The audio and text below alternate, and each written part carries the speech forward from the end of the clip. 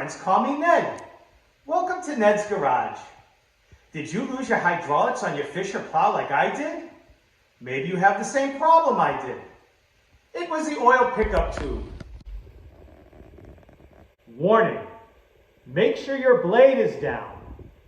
Working with hydraulics has unique hazards over conventional mechanics. For example, if you disconnect the lift hose when the blade is up, the blade will come crashing down and you could get trapped. Also, hydraulic hoses can be pressurized even when the pump is not running, particularly the lift hose. If you disconnect a pressurized hose, you will get blasted with high-pressure hydraulic fluid. You'll get high-pressure hydraulic fluid in the face and in the eyes. Make sure your blade is down. Even when the blade is down, it is likely there is still pressure in the hoses. Look at this piston. Even though the blade is down, the piston is not completely down. The tension of the spring, the weight of the chains, the weight of the hardware, and the piston itself will push against the hydraulic fluid and create pressure. That will be enough pressure to squirt hydraulic fluid into your eyes. Make sure you wear safety glasses at all times. Make sure all weight is taken off the pistons and there is no pressure in the hoses and everything is lowered. Also, be sure to disconnect the cables from the truck to the plow. You don't want to accidentally energize something, get pinched, or create an electric arc if you bump a power cable into a ground. Now, onto the repair. I lost my hydraulics while I was plowing, right there at the bottom of that hill. Luckily, I was almost done, so I was able to drag my plow back up here where I could work on it. I could tell that the pump was still running, but the plow would not raise or turn. I took the pump apart and found that the oil pickup tube fell out of the block and was sitting at the bottom of the reservoir, so no fluid could get to the pump. For a temporary fix, I replaced the O-ring and stuck the pickup tube back in, and it worked for the rest of the season. However, I was constantly worried that it would fall out again, and I thought I should investigate this further. I bought a new pickup tube kit, and it came with this retaining clip that the original didn't have. I guess it must be a common occurrence, and Fisher came up with a solution. The kit cost $17. So let's install it. Oh, and since I'm taking the Insta-Act unit off, I'm going to replace the hoses while I'm at it. Also, the plow drops too quickly, and the screw to adjust the fall rate is located right here. This is called the quill, but as the threads are exposed to the elements, it's seized and will not turn. No amount of penetrating oil helped. Since I'll have the unit off, I can work on it better, and I will be replacing the quill as part of this repair as well. I'm going to drain the fluid, remove the unit, and work on it on my workbench where I'll be more comfortable. But you can do this whole job outside if you want to.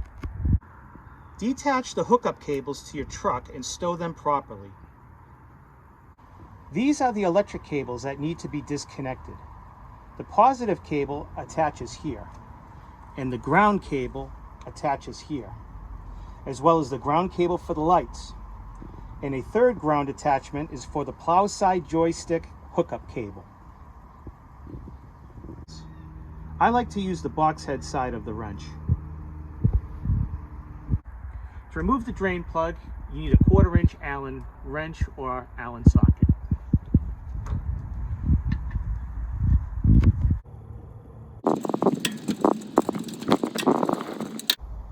Make sure your blade is completely down. The hydraulic line will be under pressure and the blade will drop all at once and hurt you badly.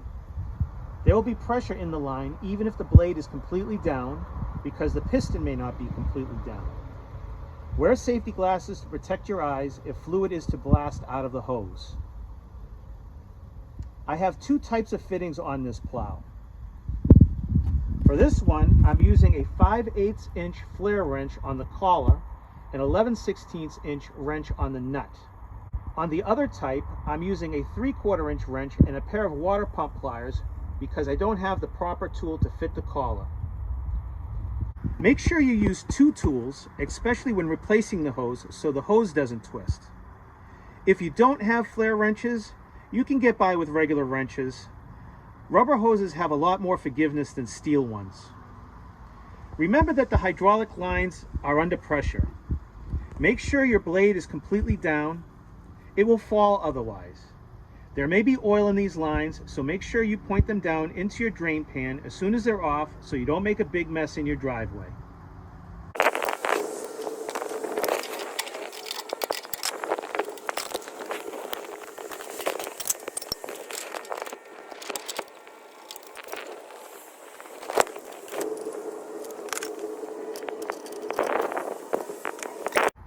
The hoses are held onto the frame with this clamp and a 7/16 inch bolt.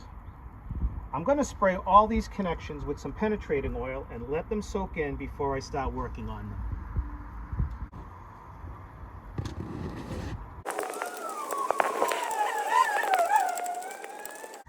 This one's a little bit hard to reach with that ratchet, so I'm going to use a 7/16 wrench and a 7/16 gear wrench.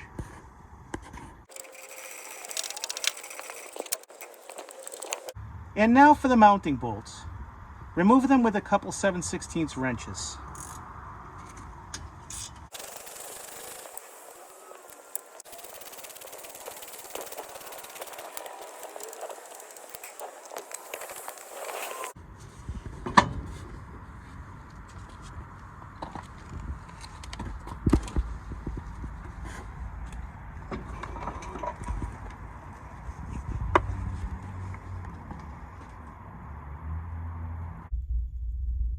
Now we're back inside Ned's garage.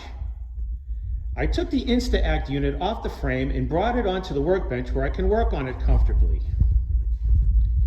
Here are the bolts that hold on the bracket. Here are the brass nuts and washers that hold on the electric cables.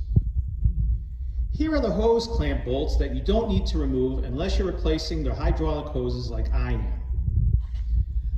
I will clean up the steel bolts on the wire wheel before I reinstall them. I took the reservoir off and cleaned up all the components. These are 4 5/16 inch screws that I removed easily with a socket and extension. I removed the O-ring with this O-ring puller. Here is the oil pickup tube and filter kit I bought from an online supplier. It comes with this retainer clip that should prevent the oil pickup tube from falling out of the pump again. It also has a new filter, manifold O-ring, inlet O-ring, outlet O-ring, and instructions. I always read and follow the instructions. I really wasn't planning on removing the pump, but since I have it apart, I'm going to remove the 5 13mm bolts to access the outlet O-ring and replace it. Who knows, it could be worn out as well. These are the 5 13mm bolts holding on the pump. Here is the unit with the oil pump removed.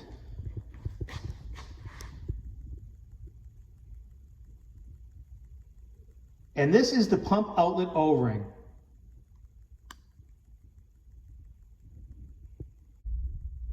I'm also having a problem with the plow dropping too fast. Since I have this thing apart anyway, I might as well fix this while I'm at it. You adjust the drop rate with this quill, but mine was seized. I removed the seized quill with a pair of vice grips. You can see the corrosion exists on the inside portion of the threads. If I hadn't already bought a new one, I could have just cleaned up the threads with the wire wheel. Here is the unit after all those components have been replaced. See how the retaining clip holds the oil pickup tube? By the way, this is what I saw the first time I took the reservoir off, after I broke down at the bottom of the hill. There was hydraulic fluid in there, of course. But no hydraulic fluid could reach the pump, so my hydraulics stopped no matter how hard the pump was trying.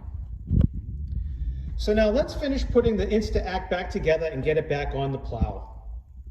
And it's a nice day out today, so I'm going to spray a new coat of paint on the unit.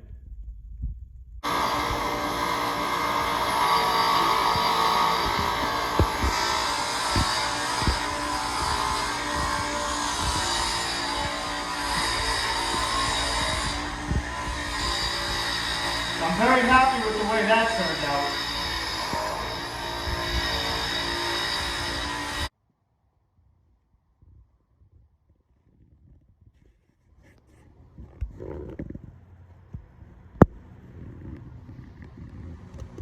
To reinstall the Insta-Act unit, simply reverse the process you used to take it off.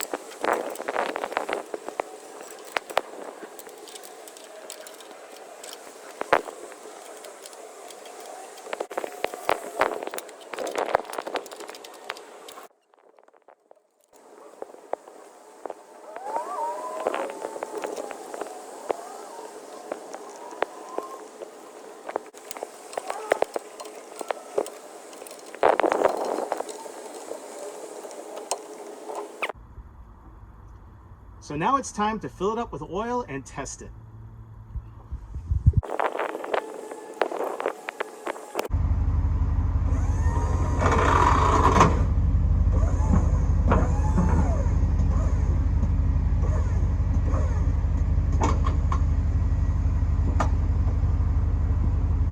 Thanks for watching Ned's Garage. I hope this video helped you with your project. Please like and subscribe.